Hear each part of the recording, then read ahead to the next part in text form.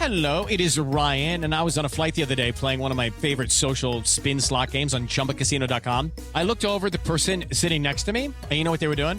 They were also playing Chumba Casino. Everybody's loving having fun with it. Chumba Casino is home to hundreds of casino-style games that you can play for free anytime, anywhere. So sign up now at ChumbaCasino.com to claim your free welcome bonus. That's ChumbaCasino.com and live the Chumba life. Sponsored by Chumba Casino. No purchase necessary. VGW Group. Void where prohibited by law. 18 plus. Terms and conditions apply. Crunch Fitness here to remind you that feeling good is better than bad. For example, getting a call from your boss at night feels bad. Tackling miles of cardio like a boss feels good. All right. Burning your mouth on a reheated burrito feels bad. Ow! Hot! Burning calories at Crunch feels good. Getting dumped feels bad. Why? Dumping your old gym feels good. Bye-bye. So remember, feel good, not bad. Join from $9.99 at Crunch.com or your local Crunch gym. When you work in tech at Cox, you get to do meaningful work every day. You get to be the biker who codes as fast as he rides, crafting advanced tech solutions that transform car buying. Or a guitarist who develops harmonious apps and websites, connecting people and businesses, all in real time. A savvy soccer mom running solution sets as passionately as she runs gameplays. Be the super secret keeper, designing cybersecurity systems to protect private data and websites. A planet protector, expanding EV battery life and inventing more ways to build a better future for all. When you work in tech at Cox, you get to do career-defining work that solves the greatest problems of our time. Join us and connect to work that improves lives, including yours. Learn more about our family of businesses at cox.career/tech.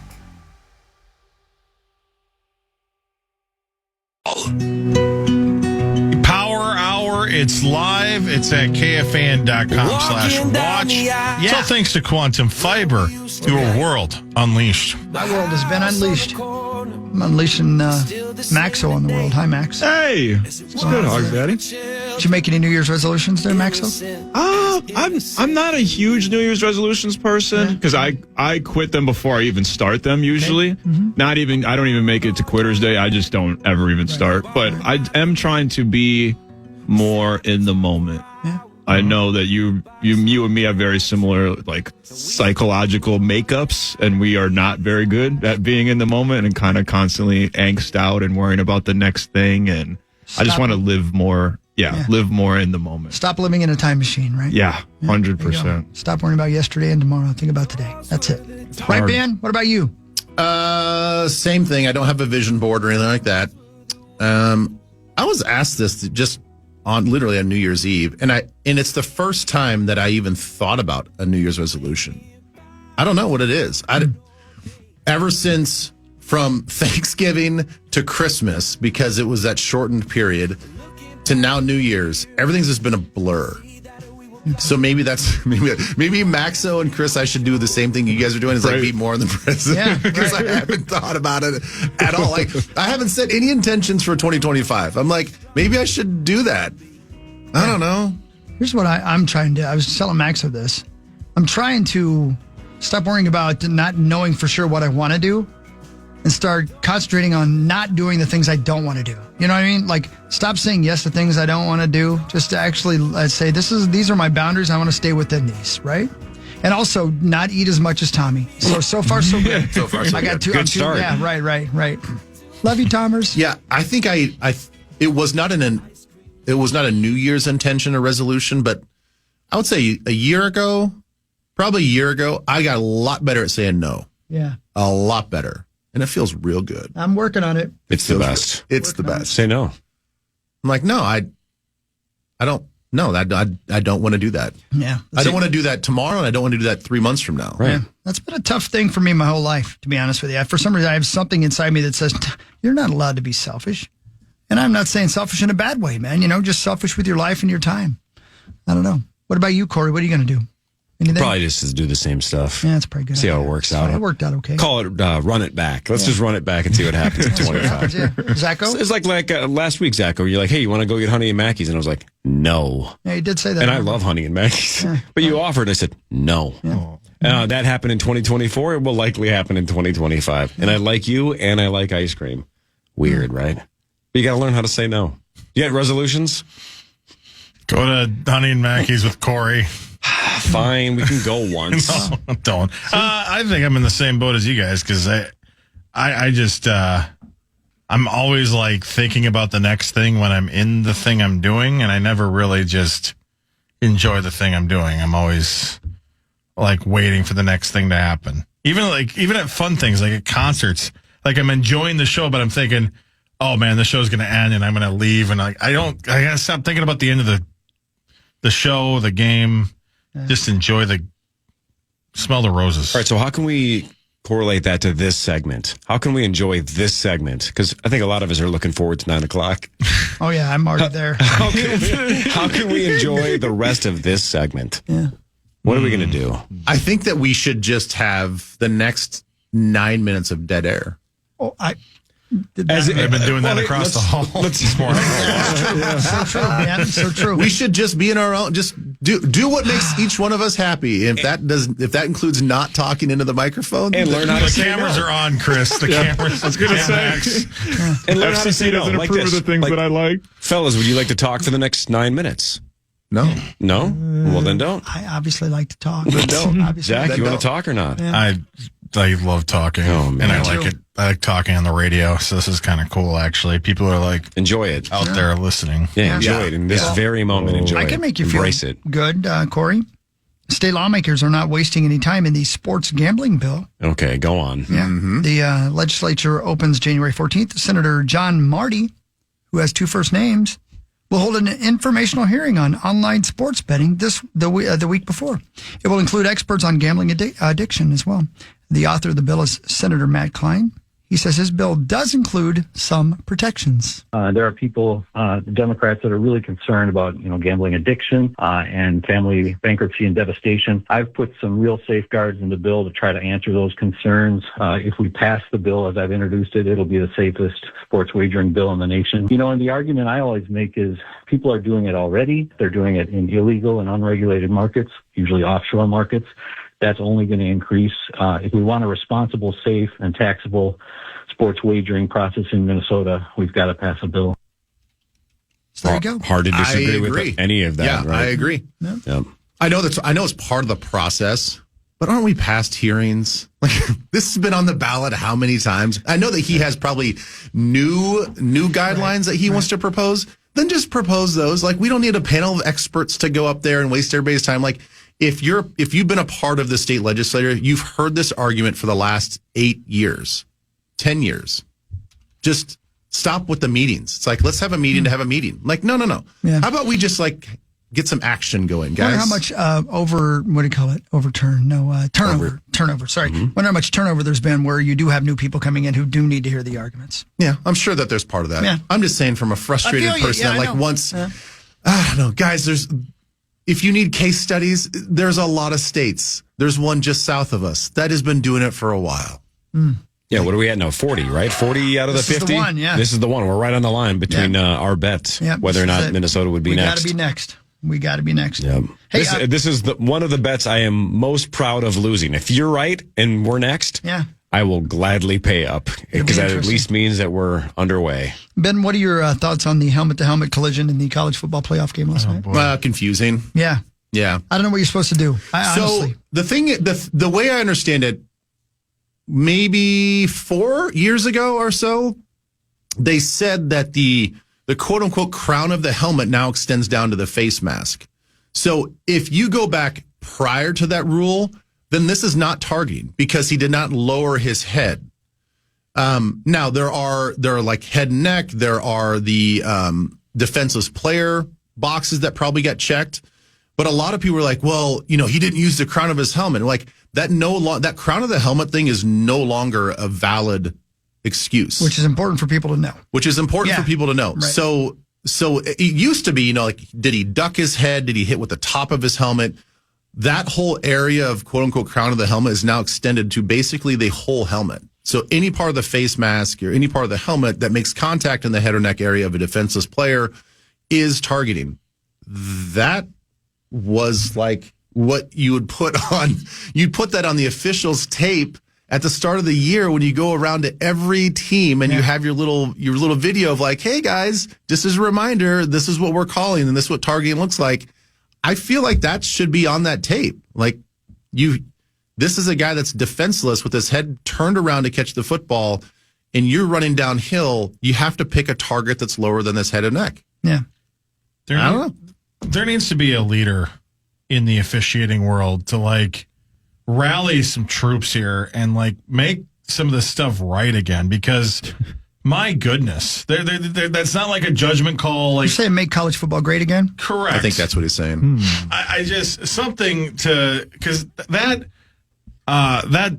replay trumps all. Oh, God, he even mentioned his name. Yeah. I mean, what's going on? Just say it for Zachary. Say it, Zach. I mean, it's Just fine. put the damn red hat on. The election's over. It's fine. I mean, Yeah, you hit him right with his face mask. so you need something like Doge to step in and basically to figure this thing out. I it's so frustrating because I even said it watching. I'm like, this is clearly targeting. This is clearly, head contact.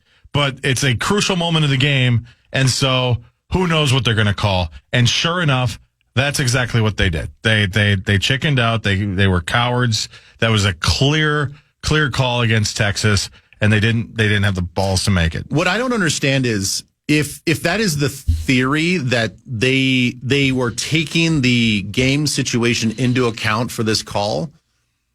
This was not. I didn't think that this was a nuanced call. This is not something the officials. Whether you're in... It's not an opinion. It's not an opinion. Right. Whether you're in New York with Vivek or if you're at the actual field and facility, this is a clear-cut, black and white, This is a targeting call. You're not going to get criticized for making this call at all. Mm-hmm. So I don't know how they, multiple eyes, multiple officiating brains go into this decision as they review it, and they're like, no targeting? How is this no targeting? Well, and if you don't mind me going back to the last Vikings game, how about the low block on Harrison Smith? Right. I don't think we discussed that. That was awful. That's a terrible, terrible. You guys remember what I'm talking about, Corey? You remember what I'm talking about? Mm-hmm. I still don't understand how you even messed that call up. It's not even close.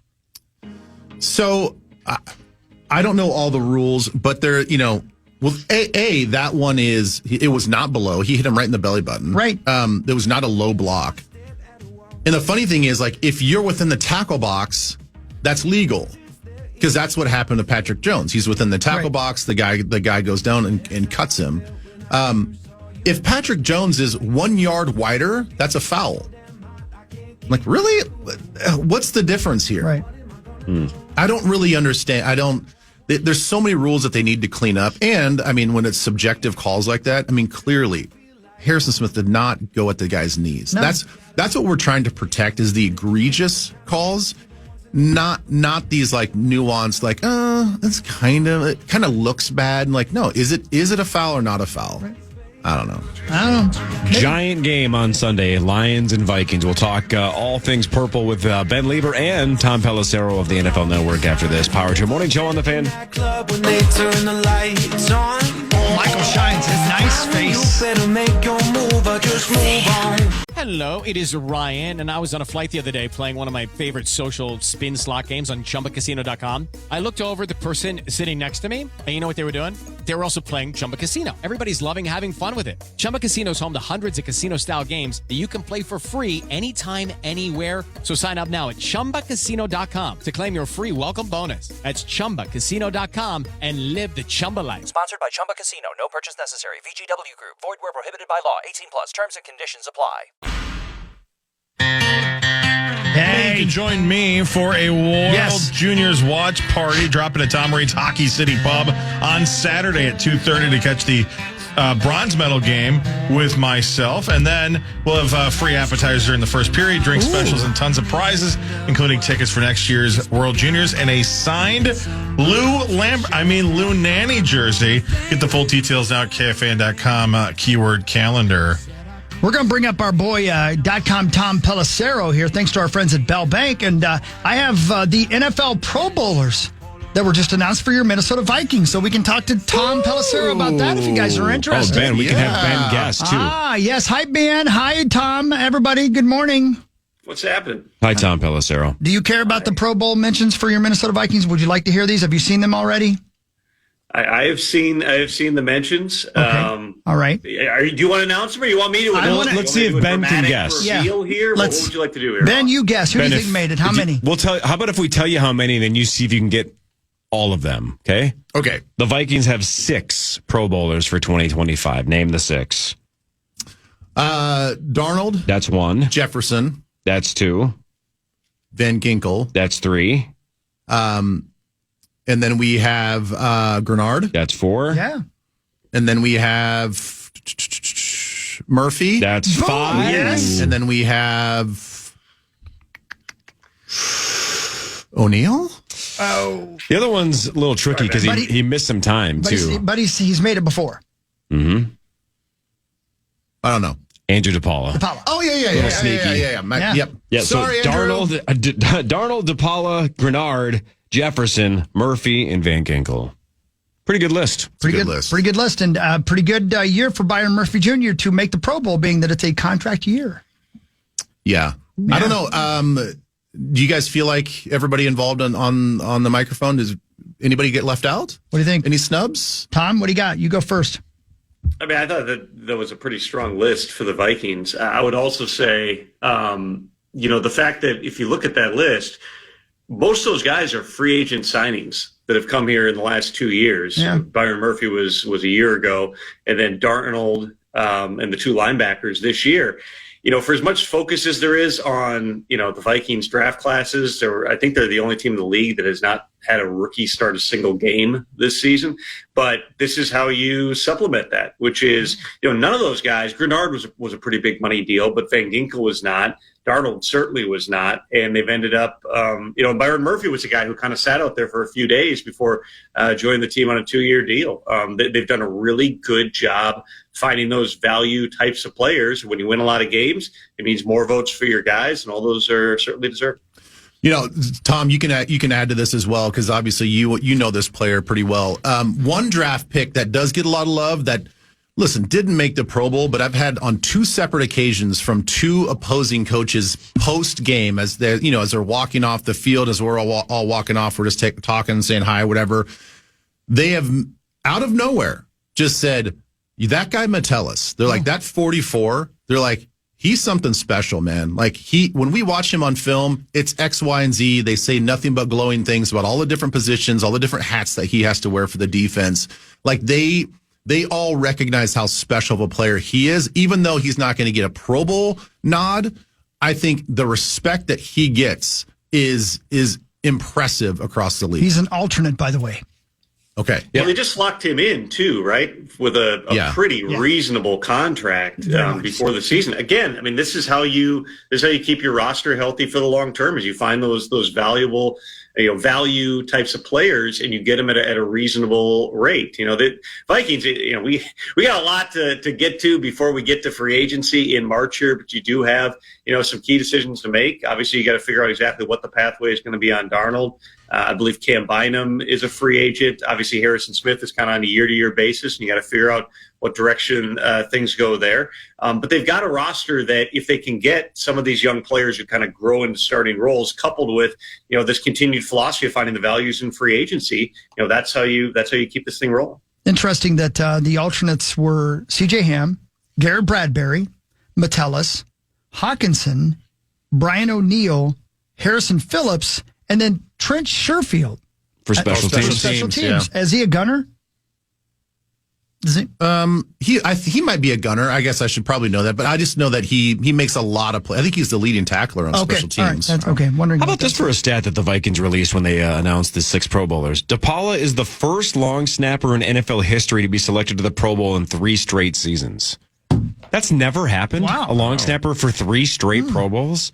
It used to just be, it used to be completely contingent on who the kicker was. There was no voting for the long snapper. Basically, whoever the Pro Bowl kicker was, got to bring his guys to Hawaii for a few days. All this has changed. Now it's, a third of the fan vote, third of the player vote, third of the coach vote. Andrew DePaula, very popular on Twitter. My Twitter feed has been filled for weeks with Andrew DePaula for Pro Bowl. So good for him, man. He found that very narrow niche of being the most popular long snapper on social media. So how about this, too? One more quiz for Ben Leber quickly. Every year, especially back in the day when the game was actually a game, now it's like American Gladiators, basically. But back in the day where people were like, I'm not going to play. You'd end up with 3 Pro Bowlers, but you, at the end of the day, would have 7 because 4 guys would get in. Oh, right. But the six that are already tabbed, this is the most original Pro Bowl selections the Vikings had since 2009 when they also had 6. That was your squad. Can you name the 6 in 2009? I bet I can do this. That was your team. Okay, there were 6 that year. Can we quiz Tom first? No, this is your team. Let's see if Tom can fill in the gaps. Whatever you miss. Played. Whatever you miss. I know Ben wasn't one. Come on, man. Do you know that, or are you just saying it? I mean, see if you can get him. 6 for 6. So 2009. Brett Favre. I was going to say that one too. Antoine Winfield. No. No, wow, good guess. So Adrian. Yeah. Adrian, yes. Kevin Williams. Yes. Brian McKinney. Pat Williams. McKinney, yes. No, Pat Williams, no. Kevin Williams. Yeah, he said Kevin. Yep, Kevin Williams. Yep.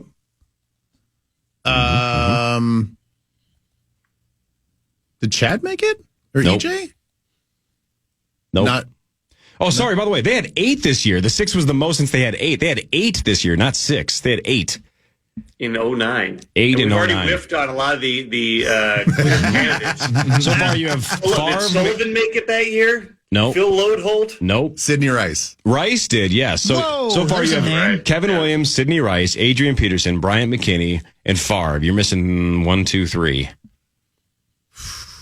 Jared Allen. Jared Allen is one. Nope. The other one's on offense and one's on special teams. Longwell? Nope. Ben, you're going to kick yourself.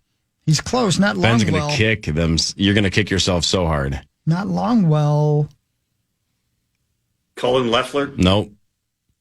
Oh, Ben, you're going to... Oh, Heath Farwell. Heath Farwell. Yeah, that's right, yes. And then the 8th one was Hutch. Hutch as well. Oh, God, how did we forget about Hutch? Right, yep. So anyway, most since 2009. Wow. And like you just said, Tom, almost all of these are free agents, which is just crazy. And I should have made it too, Tom. You were an alternate? God, I was right. You the 4th, 5th alternate somewhere there? I think I was like 5th alternate. Yeah. There you go. So I had a chance. Tom, for about a year, we basically were saying, like, if Daniil goes, how can we spend that money, right? Because whether it was Kirk or Jefferson or Daniil, that we probably couldn't keep all 3.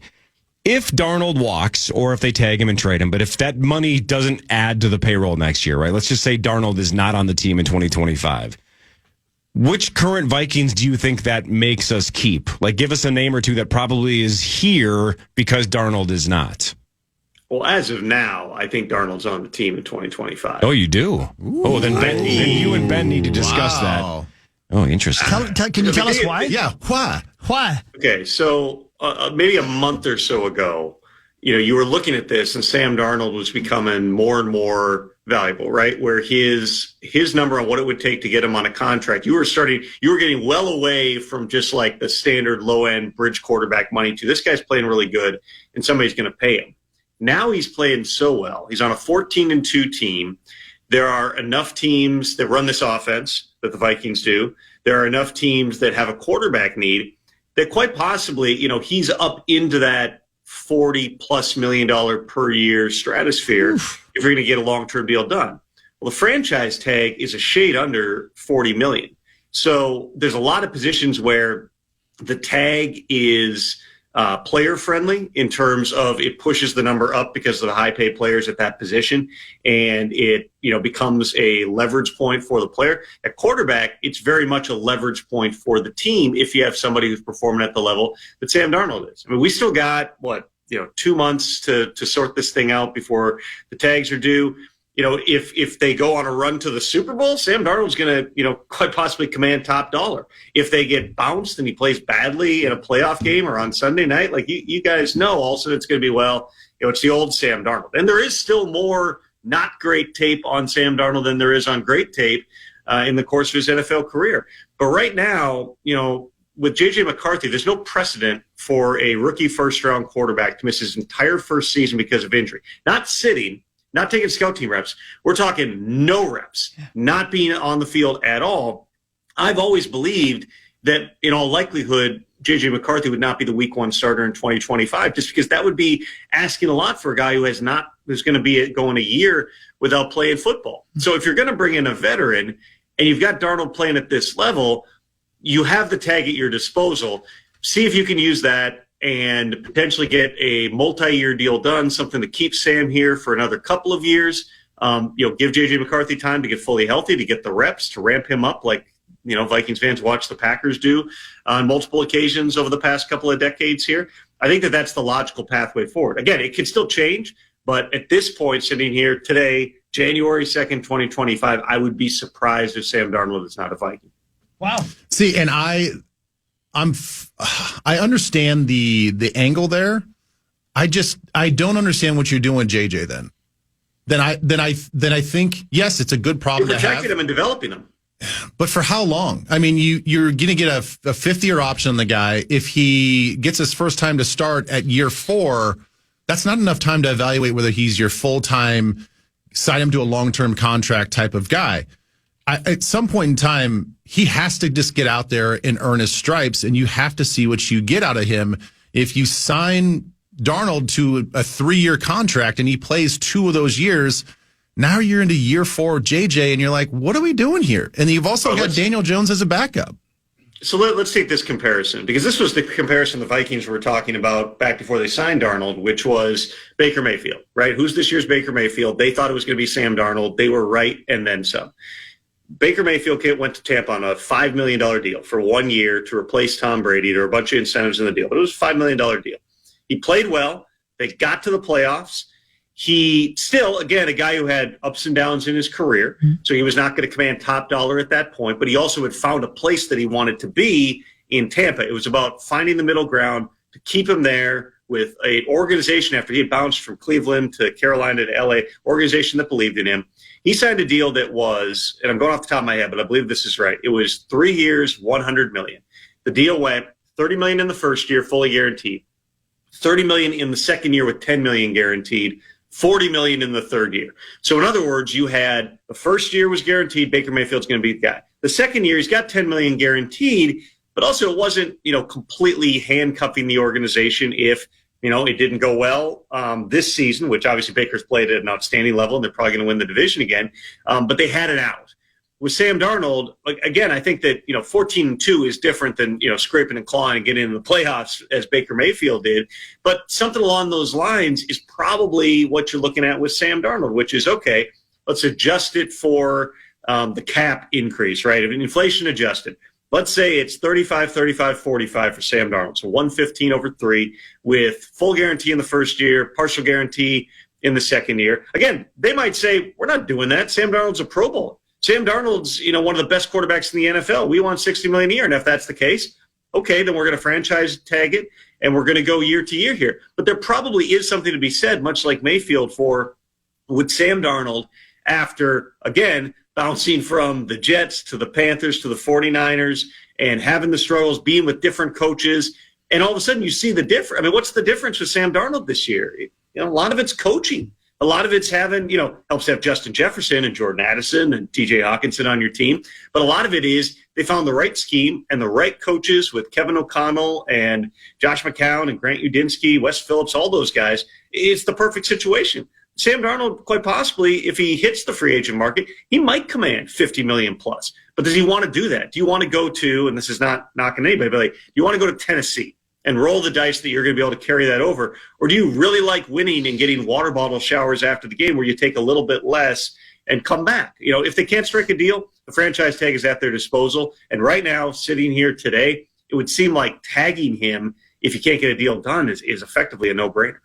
So I've definitely moved myself off of the just let the guy go. We can use the franchise tag because there is compensation if he gets signed by another team. I do think it's probably a good business decision, and what that cap number is and what you have to pay him is basically what he's going to be making in free agency anyway. So other teams are not going to look at it like, oh boy, that's too rich to pay a guaranteed contract or any sort of contract close to 40-some million. That's basically what he's going to command anyway. The one thing that I'll push back a little bit about the Baker Mayfield thing is Tampa Bay, they did not try to set themselves up for the future at quarterback through the draft when they got Baker Mayfield. Not in 2023, they didn't draft a quarterback. Not in 2024 did they draft a quarterback.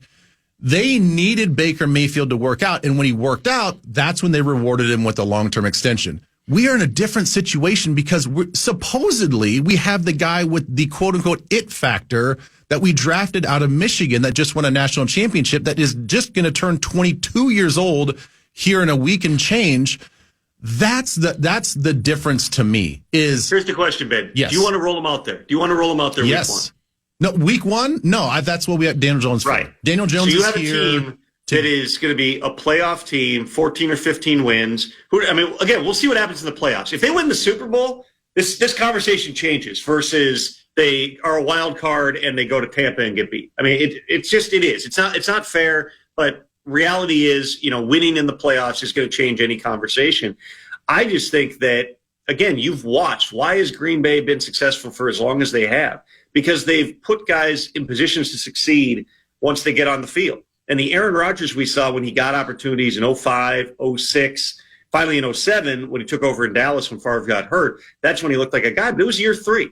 With JJ, he hasn't even had. Wash away this year. Next year, JJ McCarthy is a rookie because he's not had any of the reps. One way or another, you have to have another quarterback on this team. I don't see Kirk Cousins coming back for the minimum. I don't think that, a Russell Wilson or Justin Fields, I don't think those are fits. When you have a guy playing at this level, I just don't think you let him get out the door. It's a great problem to have. The fact that you've got J.J. McCarthy and you watch him in the preseason. And let's be honest, Sam Darnold hasn't really missed time.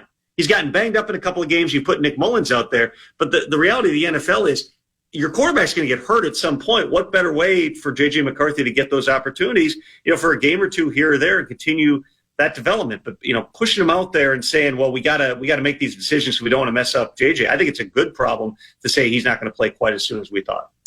Well, the fun thing about this conversation is the fact that we're having this conversation and the fact that we're in this, we've got a quarterback that's playing out of his mind right now, and we've got a team that is Super Bowl worthy. So this is super fun to have. Again, having JJ on the team, let me ask you this, Tom. As the Vikings, as I look it up right now, our effective cap space for next year is $63 million. We are, 1, 2, 3, 4, 5. We're the sixth highest amount of cap space going into 2025. If we have a backup quarterback in Daniel Jones that you think that you can work some of the same magic to get him ready for the first, let's say, quarter of the season, and then you use that effective cap space to sign an interior pass rusher, a lockdown cornerback, whatever pieces that you want to fill in the supporting cast for this new younger generation of quarterback. I've always said, I said this back in the draft, and I said if we were talking about J.J. McCarthy and all the other potential quarterbacks that they could draft, I said Bo Nix and J.J. McCarthy to me are one and the same. If you like J.J. McCarthy's intangibles and you liked his physical traits, Bo Nix has all those same traits in the same play style. So let's now expand that and pull that through into next season. If you can get some version of Bo Nix performance as a Minnesota Viking in his first year, along with signing other pieces of the puzzle defensively, offensively, don't you think that's a better path going forward for the next 5, 8, 10 years? Well, I would start by this. There's no one else in your team you're going to tag. All right, you have the franchise tag for a reason. I think that, again, depending how this plays out, I think that if you can't get a deal done with Sam Darnold at a reasonable rate, tagging him one way or another to have him on your roster in 2025 makes total sense. You're definitely right. And this is the overall calculus that you're talking about, Ben. That's the reason that Kirk Cousins was not back in Minnesota. The Vikings would have done a deal.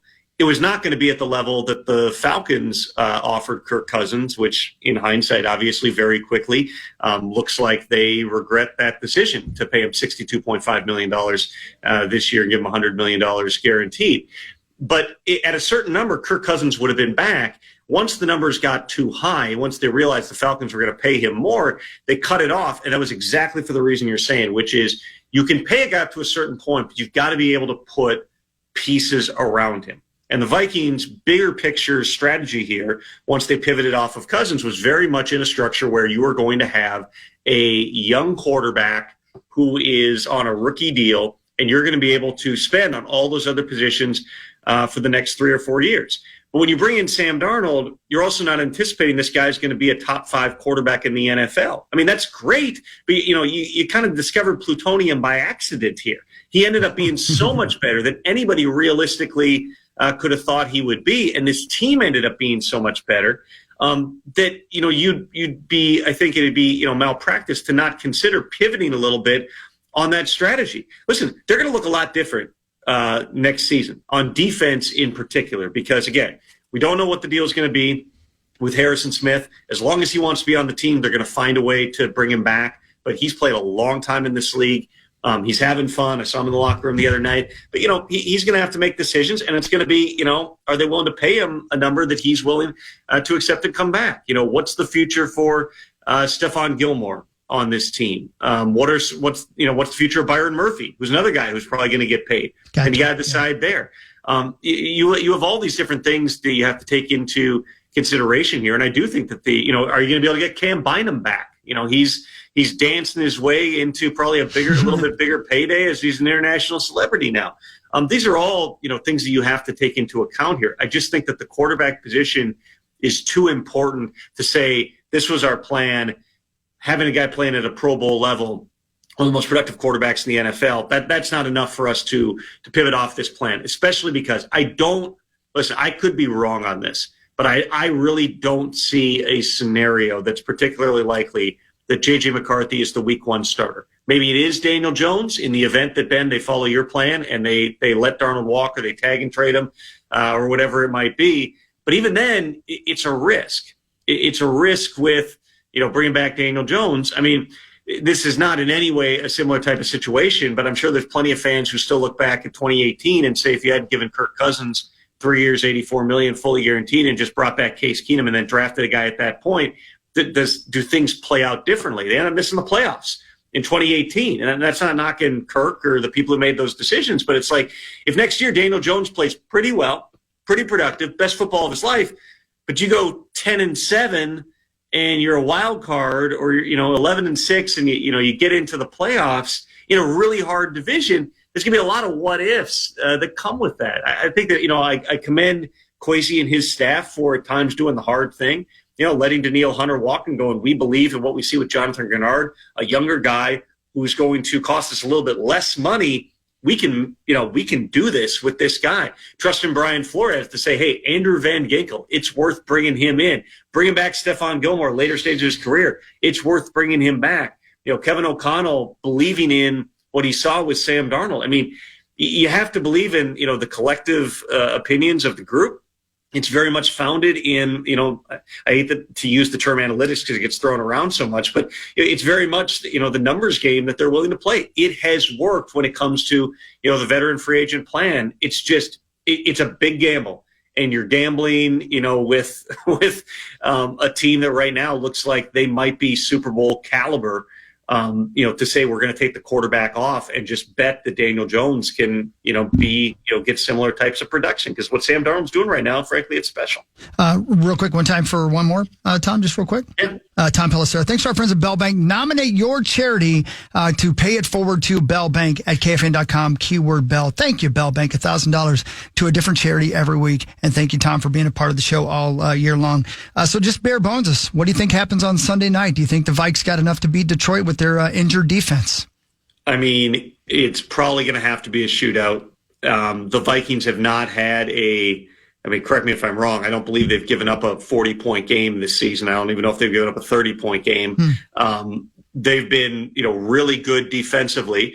And a lot of that comes down to Brian Flores and his scheme and all the different ways that, as I talked to the Packers there, Josh Myers last week going into the game, he's like, they confuse you. So have one guy playing 3 different positions on different snaps, and they will show you so many different looks. That's a lot of what, Flores has been able to do. Ben Johnson is kind of the same guy. I think those two are very, very similar in terms of their approach, in terms of kind of the the Joker-like chaos theory of it, that we'll do stuff you have not seen, and we're going to challenge you to react to it.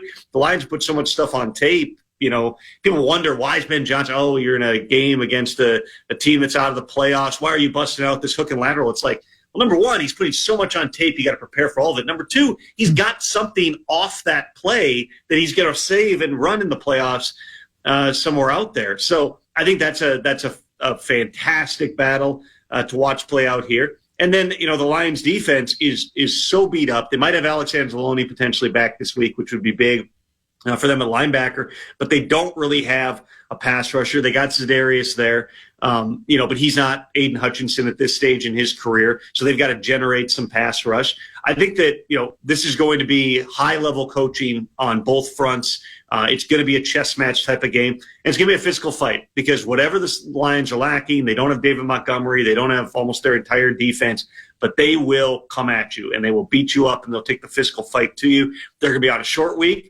coming back from a West Coast game where they decided, despite nothing being on the line, to play everybody and to show, hey, we're gritty, we fight no matter the circumstances here. There's an energy level thing. They'll feed off the crowd. I got no doubt about that. But, they've got a lot of mileage on them. They had a really early bye. Do they have it? Can they dig deep and find it? Nobody's going to get more out of their team than Dan Campbell. But Kevin O'Connell, Brian Flores, that entire unit with Minnesota, they've done a fantastic job too. I don't have a game pick for you. I don't make game picks anyway. I can see this being, one of those games that's, it could be a first one to 30 type of situation. I'm not going to say first one to 40 because we just haven't seen the Vikings have a game like that, but it might be a first one to 30. There's going to be points scored. It's going to be a lot of fun. And remember, guys, the biggest part of this, somebody is waking up on Monday morning sleeping in. Yep. Somebody's waking up at 10 a.m. and chilling and feeling good. We got a week to get healthy, get right, and we're 2 wins away from the Super Bowl. The other team's waking up at 5 a.m. and the coaches are in the office and they're scheming up for what potentially could be even a Saturday playoff game. It could be Sunday or Monday too, but it could be like a 5-day type of a week here. That is a big, big difference. This is gonna feel like a NFC Championship caliber game, and it kind of is, because this is the difference between your fate being on the road and going into tough buildings and not having any time to rest, and having a pathway where it could be 2 games at US Bank Stadium for a trip to New Orleans. Tom, they've given up 30 twice, 30 in a loss to Los Angeles, 31 in a loss to Detroit. That's the only times they've given any more than 30 points. All right, race to 32. How about that? There you go. We're fine, just slightly. Race to 32. See you in Tom. Detroit, Tom. Thank you, buddy. See you, fellas. See you, man. There you go. Tom Pelissero. Tom Pelissero. Wouldn't it be cool to get a check like every 2 weeks that says from the NFL to you? That'd be cool, wouldn't it? Like, you work for the NFL. That's pretty neat. That is pretty cool. Yeah, I mean, I agree. It's kind of cool to get one from the Vikings, I guess, but that's pretty cool too. Sure. Yeah. I never heard anyone mention the 30-point thing. That's a really good little nugget by Tom there. Yeah, they haven't even given up 30 points at all except for those 2 losses. Except for the 2 losses. And by the way, the only 2 losses the Lions have are both at home. Huh. So lots going into this week's game. I really feel good about it. I haven't even thought of the juxtaposition of this like rough and tumble, hardcore football team that the Lions have versus kind of the more buttoned up, just like doing our job type of football that the Vikings play. Obviously, we have hard hitters, but we're just kind of we just do the job and get in and get out. And I love that kind of yin versus yang situation. Juxtaposition, if you will. It's yin versus yang. Was juxtaposition? Was that the right word? Sure. I think it's yin versus yang. Yeah. I was really nervous about using that word. I think you did well. And now I'm worried about if I use the right word or not. Listen, you did great. You did a great job. You did great. Thanks, Corey. By the way, I'm looking at pictures of Catwoman. She was a cutie patootie. Yeah, when she was young. back Look in the at day. her. Yeah, how cute she was. Well, good, man. Poor thing, man. That's some mental problems, surgery. right? She was just woman. Yeah. Yeah, before she added the cat part. Yeah. A quick... cat got her $1 billion. Well... a little bit of headlines thanks to our friends at Wolf River Electric. If you're going to go solar in 2025, get solar panels put on. Thanks to Wolf River Electric. I did it in 24. You did. You guys should do it in 25. Time at least. Yeah, at least once. I think it was in September. Hawk, do you remember about a year and a half ago, you and I accidentally started a Netflix show at the exact same time without talking, and we both were... Yes. It was Kunk on Earth. That's it. Oh, That's it. So good. So funny. So good. Today, Kunk C-U-N-K. Kunk on Life comes out. Philomena Kunk. Let's go. I am walking that tightrope. I know it's hard to say that word. But man, is that show funny. So good. So this might be a... I think it says feature length. So maybe this isn't a series. Maybe this is just like a 1.5 hour special. It says feature length special. Oh. I prefer the series, but whatever. If it's an hour and a half, that's good enough. Think Borat. Like intellectual Borat, right? Because obviously Borat's very clever, but the character is kind of stupid. That's half the fun. Sure. This is a gal playing a serious documentarian. She's trying to ask big, like deep philosophical questions, but they're dumber than hell. I love it. It's so funny. So good. And she's deadpan the whole time. She's fantastic. I don't even know her real name. I don't even care. It's hilarious. She was on the original Office, I believe. Mm-hmm. Yeah, sure. I think that's true. Yeah, the original English version of The Office. Okay, never saw it and don't know much about her, but she... Diane Morgan. We'll go with it. Cool. Yep, the character is fantastic. Zach, what's her name again? What's the character's name? Philomena Kunk. Whoa, Gahima. You got it. That was the closest one yet. Anyway, Netflix today. Yeah, that'll be good. I'm watching that at some also, point it's today. Thursday, right, Zach? It is Thursday. So you know what that means, right?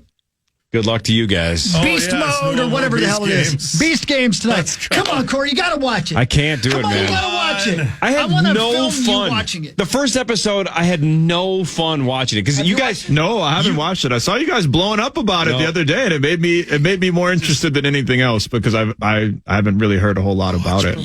You guys, before I watched episode 1, all you guys said is that you hated every person on the show. So obviously that was in my head when I started it, but I hated all of them. Yeah. I didn't have fun. I wasn't cheering for anybody. It was just an hour of getting frustrated at their terrible decisions, their terrible existences. I didn't like one person that was in that 1 hour on Amazon Prime. I'm like, I hated checked this. last night just to see if they accidentally released it early. That's how excited I am. I can't wait. I can't wait, and I hate them. He just got engaged, too, Mr. Beast. Did he really? Yeah. The Catwoman? Yeah, the Catwoman. Just in time. Oh, wow. Well, you said she married a billionaire. He's very lucky. Yeah, the Beast and the Cat. That's right. Oh, it makes sense. Gross. 17% on Rotten Tomatoes. Yeah, it's hard to watch. It is very tough to watch. And the editing is infuriating. You're going to love it. You think so? Max will love it. Oh, man. Yeah, Max. You will love it. You will hate them, but you will love it. I'm gonna check it out ASAP here. But before the next show, I'll watch at least. It's on Amazon for everybody out there wondering what the hell we're talking about. It's the worst example of humankind. It really is rock bottom. It really is. The best example is Louis Lambert. Louis Lambert, born a couple of days ago on December 30th.